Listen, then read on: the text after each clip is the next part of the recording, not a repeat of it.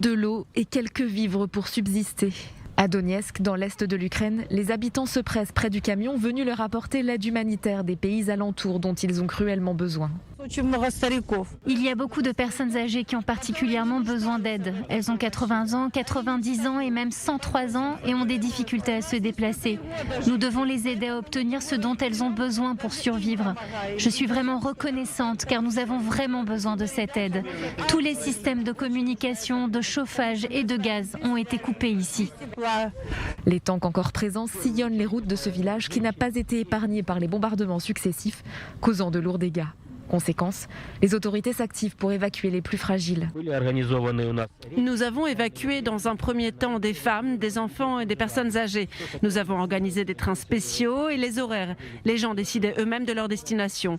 Pour ceux qui voulaient aller en Russie, nous avons aidé à les évacuer vers la Russie. Pour ceux qui voulaient rejoindre des endroits plus sûrs, à Donetsk, nous les avons replacés dans des lieux temporaires ici.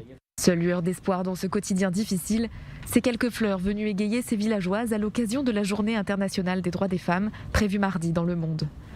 Alors que certains restent, notamment pour se battre, d'autres tentent de fuir les combats par tous les moyens. Emmitouflés dans des couvertures, ceux qui réussissent à franchir la frontière polonaise attendent impatiemment les bus qui leur permettront de partir. À Kiev aussi, les habitants de la capitale, munis de quelques affaires, se pressent pour traverser à pied un point de passage. L'ONU a déjà recensé plus d'1,5 million de réfugiés depuis le début du conflit. Les autorités et l'ONU s'attendent à ce que le flot s'intensifie. L'ONU estime que 4 millions de personnes pourraient vouloir quitter le pays pour échapper à la guerre.